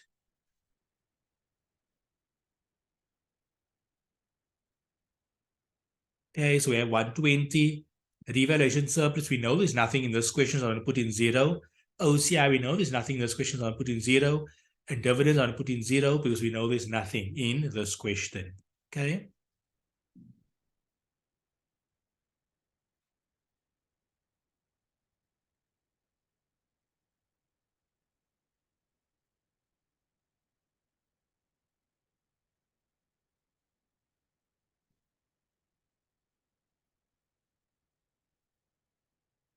Now let's work out retained earnings. So since acquisition, retained earnings. How do we work out since acquisition, retained earnings? Retained earnings at the beginning of the current year minus at acquisition retained earnings, we get that number. Then we adjust it for any intercompany transactions. Okay, so basically we will do it like this. Retained earnings, which is going to be equal to retained earnings at the beginning of the current year minus retained earnings at acquisition. So that is 640,000 Rand. Then we're going to do any, we're going to do, what we're going to do, I wanted to say now, then we're going to have to do, then we're going to have to do any intercompany transactions, okay? So now we're going to have to do intercompany transactions. So now remember, with intercompany transactions, for retained earnings, there won't necessarily be an impact because there's going to be an opening and a closing balance impact. So the impact over here is going to be 0. So we don't need to do for inventory. If it wasn't inventory, well, then we would have to bring it into account. But because it is inventory, the impact of inventory on opening and closing is on retained earnings is going to be 0. So we don't need to bring that into account. So we can simply just plug it in over here. Okay. So we'll simply just plug in retained earnings since acquisition retained earnings over there.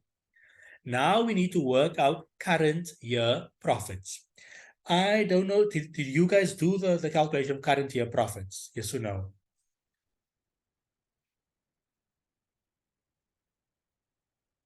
Marania, Nico, Kennedy, did you guys do the calculation of current year profit on a consolidation level? I can't hear you, but No, no. no. Can you guys just spend 5 minutes on it? I just want to see what you guys do. So you can work on your own, 5 minutes. I'm going to just give you 5 minutes. 16, 11, 16, 15. I'm going to ask you to give me a number. I just want to see your thinking process of getting to the number, and then I'm going to do it with you. Is that fine?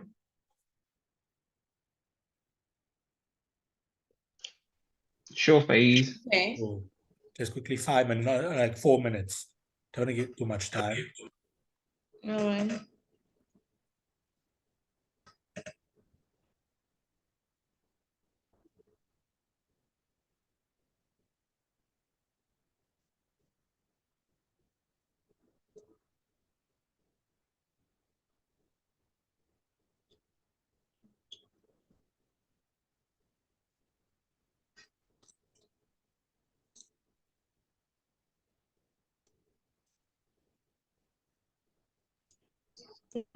July, August,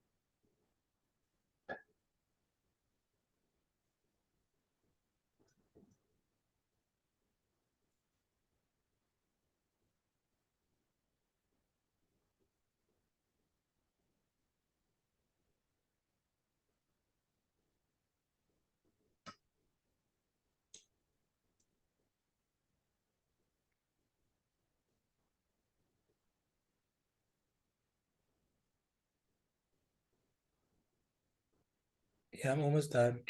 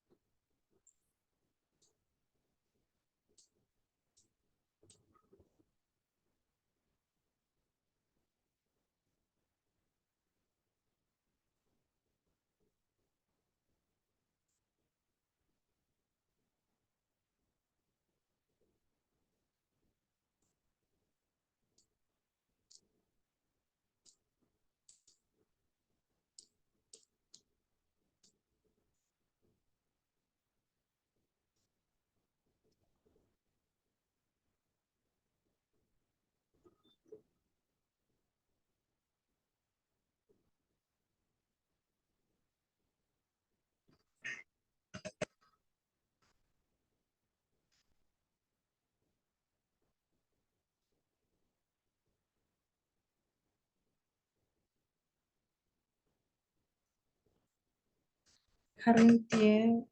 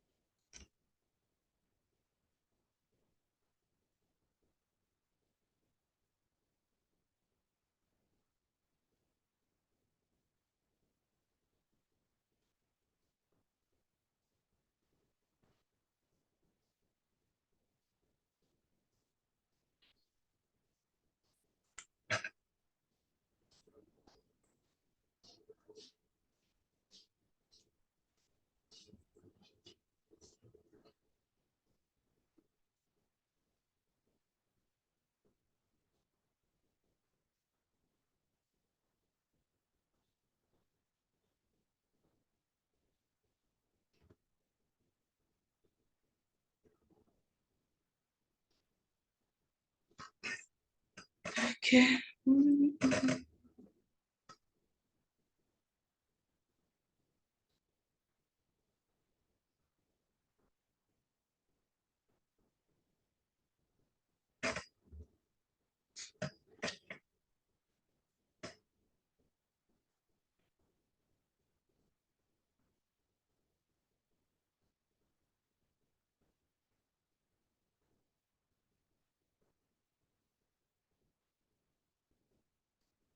Okay, do you have an answer?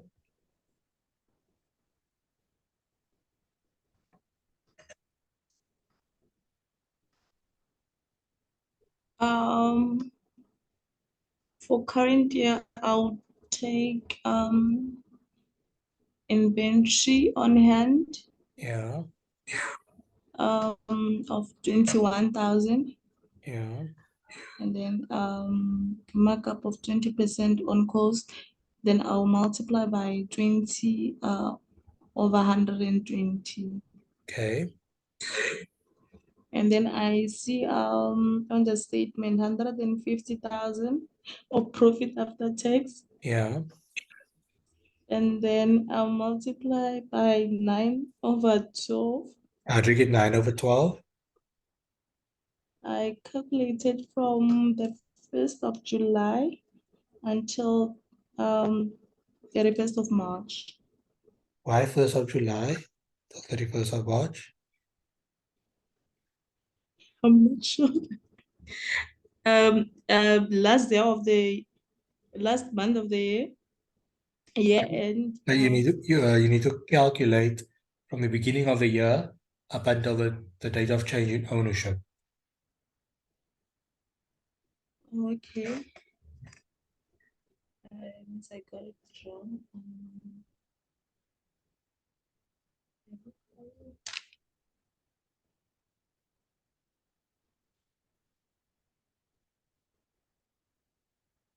It's gonna be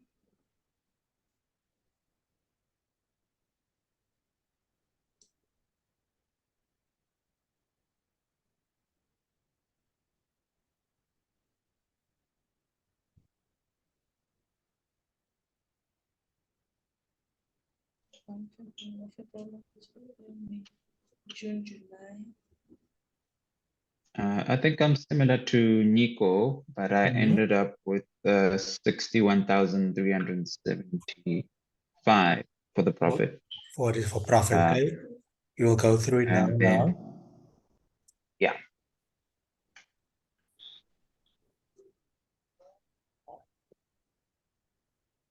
Okay, so we'll go through it now. Then we can see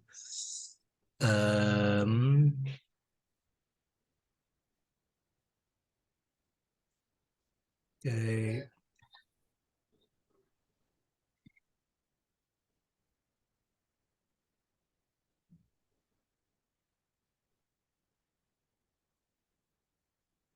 Okay. I only see 2 dates, 31 March, 1 July, and December. Okay, so let us quickly I'm gonna do it now. So let's just go through it quickly. Okay. What I wanted to do now is the following. I'll just think quickly.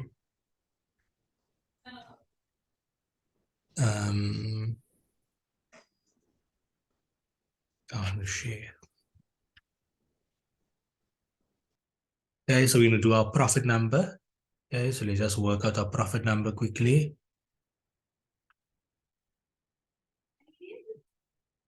So our profit number is going to be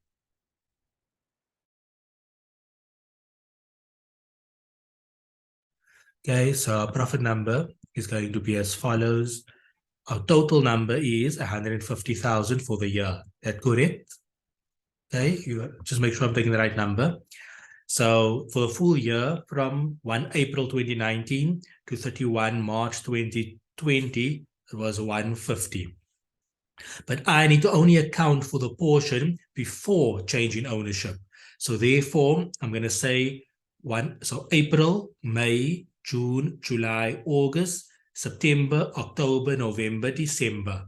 Okay, so when did the thing happen? Let me just quickly see when did it happen. Let me just see when it change in ownership happened.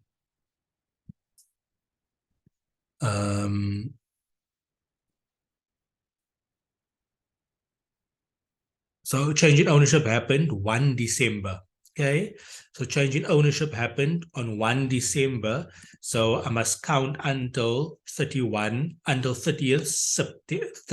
November. So basically, I'm going to count from the beginning of the year up until the date of change in ownership. So it is April, May, June, July, August, September, October, November. I can't count December because it happened on the beginning of December. So I'll stop in November. So that is only 8 months. Okay, so over here, it is basically 8 months. Okay. So therefore, this is going to equal 150,123 times 8 divided by 12. So from 1 April up until 30th November. Okay, so just take note of that. That's 8 months. Then I'm going to do the unrealized profit on inventory.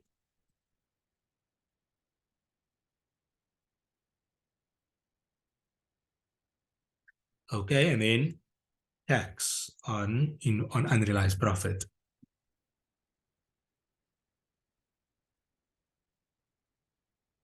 Okay, so the tax, so if I go look at the question, it's going to be, where is this now? So inventory on hand, which is at 21,000. So 21,000 times 20 divided by 120. Okay, so 21 times 20 divided by 120. So, and it must be as we're removing the unrealized profit, so it's a negative. Oh, sorry, wrong spot.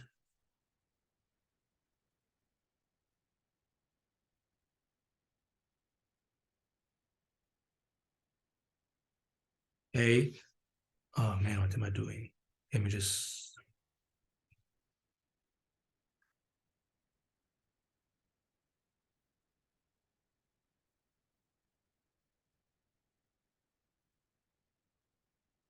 Okay, so we're happy with that. And then tax is just going to be the opposite direction times 27%. Okay, so that is basically that. So my profit for the 8 months would be the sum. Okay, so the profit over here would be 97, whatever the answer is. Okay, so current year profit is going to be that. Okay, so there we go.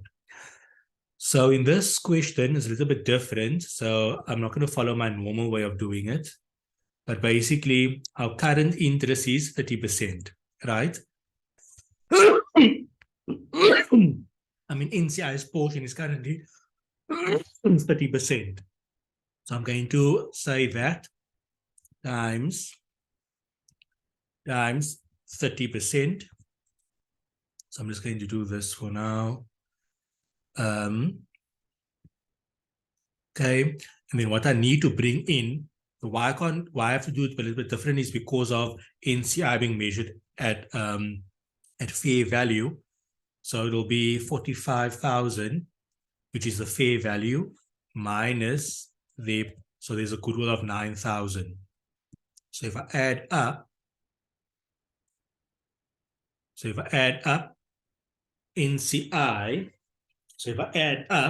NCI is NCI at 30% is 266. Okay, so this is going to be NCI at 30%,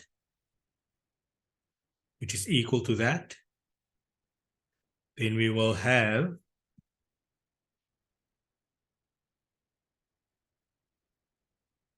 NCI at 20%.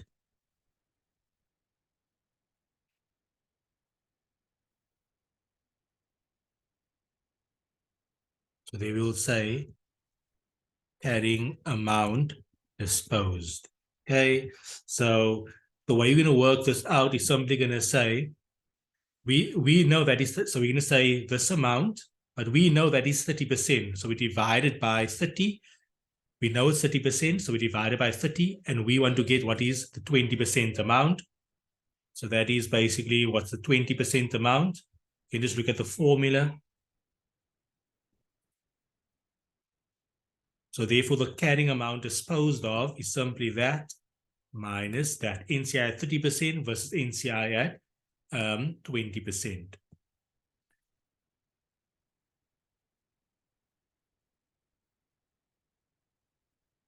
So here, that is going to be C36.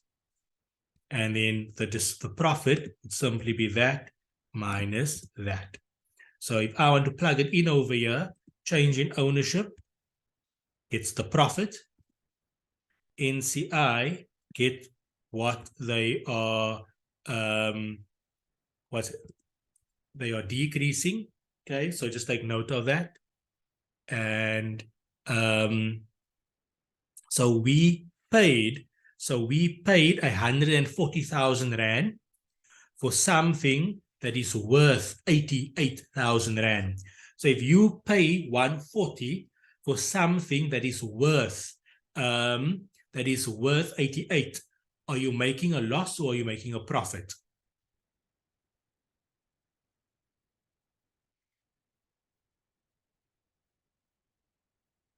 Can you tell me? A profit. So you paying 140 for something that is So valued you're at paying, sorry, Yeah. so it's a loss. So you're making a loss. So this here is a loss. So that is why you need to think of it in that way. So over there, we need to put in negative. So, and then this, because we are paying, money is going out, so we make it negative 140. What's very important to take note, that the sum of this, if you add these two numbers up, it must equal to the total equity column, and the total equity column must equal to proceeds. Okay, so that's important to take note. So this total column needs to add up to these two numbers. And so here you can see, if I add up that and I add up that, it equals to 140. As you can see at the bottom, equals to 140. Now this 140 must equal to what you actually paid. And we paid 140. Okay, so just take note of that. So remember, the carrying amount is what the change in NCI. So the NCI went from 30% to 20%. So as you can see over here, we worked out at 100%, and then we worked out their 30% portion. The reason why we couldn't simply take 10% of this is because of the fact that NCI is measured at fair value. If NCI was measured at their proportionate share, then we could simply have taken this number and multiply by 10%. But because NCI is measured at goodwill, it's safer to go this route. Get the 100%, multiply their percentage. So there we get NCI at 30%, which is that over there. Then we just convert this 30% into a 20%. How did I do it?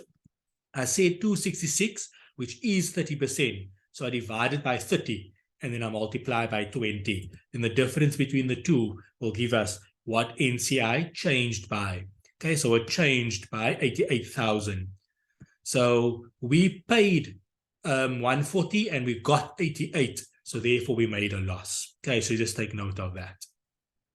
Okay, so basically what you tell this person, what you tell the group accountant, that this is a transaction, because the transaction resulted in a subsidiary before and after the change in ownership, it is a transaction with owners. Okay, so a transaction with owners, any gain or loss would go directly through equity and would not impact the income statement. And that is why we will have the column change in ownership. You tell the person, because they asked you, they couldn't find change in ownership in the accounting standard. So you'll tell them that the accounting standard does not dictate what you call it. Okay. So IFRS don't tell you IFRS 10 doesn't tell you what to call the column. All it tells you that this gain or loss must go directly through equity, and we can choose what to call it. It just so happens that everybody calls a change in ownership. Okay, it's like kind of like standard practice. So the column is called change in ownership, but we can call it whatever we want it, but it has to go directly through equity. So any gain or loss will go through directly through equity, and we call it change in ownership. NCI would change by the percentage that they are disposing of. And basically this is how we calculate it. So this whole section over here, you kind of put in your email, which is showing how we get to the numbers. Okay, so we're showing how we're getting to the numbers. So this whole section over here, you're going to put in to your email to explain how we're getting the numbers. Then you will tell them that will go in the total equity column. That will go, that NCI will decrease by that, and that will be the loss on the disposal on the purchase. So we don't call it disposal because we're not disposing. We're going to say loss on purchase. Okay, so that is the loss on purchase. Because we are buying. It's a gain for the NCI, but it's a loss for us. And that would go to the change in ownership column. So you can just look at the wording that they do, but basically half of the marks is for this, other marks is just talking through it. And the key point is to say that this is a transaction with owners, so therefore go directly through equity. The gain or loss will go in the change in ownership column, but it's not dictated what the column is called. It's just that it needs to go directly through equity. Okay, so you can work through the solution and see exactly the wording, but this is basically the gist of how of this question. Is there any question that you have?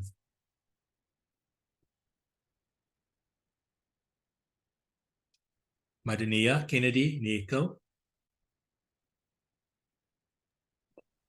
No, I finally understand it. It's just when I saw when we were doing it, and when I think of proceeds, I automatically think that we're getting money, Yeah. not taking it. So Yeah. that was where I just got So confused. maybe the better term to use, use is actually not proceeds, but basically consideration. Okay, I started with proceeds. I started with the term proceeds just because I wanted to get your thinking in. That is the same thinking process as PPE. But here, so remember, it could either be that we are buying, that we are purchasing additional interest, or we are disposing of an additional interest. So it doesn't matter. Same format. That is why when you come to this part, you need to think about from what perspective are you looking at it to determine whether it is a loss or a gain. Okay. Kennedy, anything your side?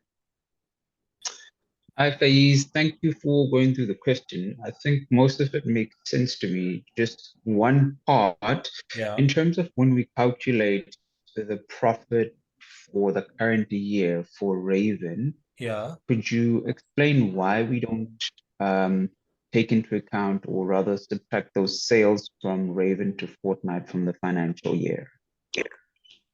Yeah, we did it. Oh, you mean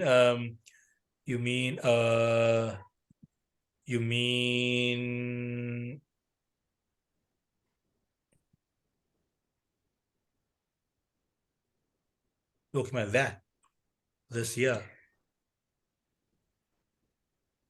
You're talking about that over here? Yes. Okay, so firstly, there's nothing on there, right? But what's very important to take note, that the removing the sales is purely a disclosure impact. There's no impact on profit. So we only want to have we only want to account for an impact on profit. So ignore this question completely, right? And assume that we're doing a normal subsidiary question and the sales was 50,000 Rand for the year. Okay. The journal entry would look like this. The journal entry would look like this. Sales, cost of sales, debit, credit. Okay, we're debiting sales with 50,000. We're crediting cost of sales with 50,000. Okay. Now, debiting sales is a decrease in sales, and a decrease in sales decreases profit. Okay, so profit. Okay, so through sales, negative 50,000 Rand.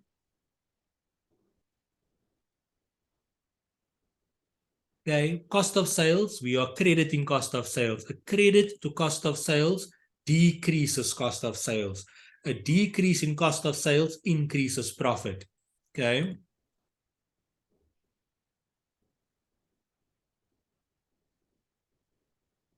So the impact on profit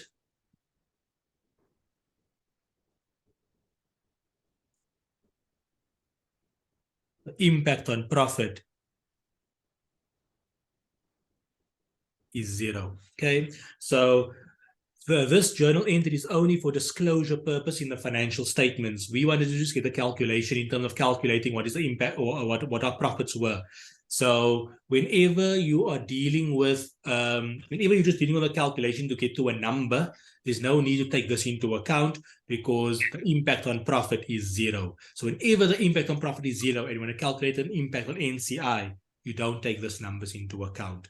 These are called disclosure adjustments, and that is only to represent the total number on the income statement, and that's the only reason for this. So intercompany transactions of sales and of sales, intercompany transactions for many like interest expense, interest income, management expense and management income, we don't take that into calculations because those are only disclosure adjustments.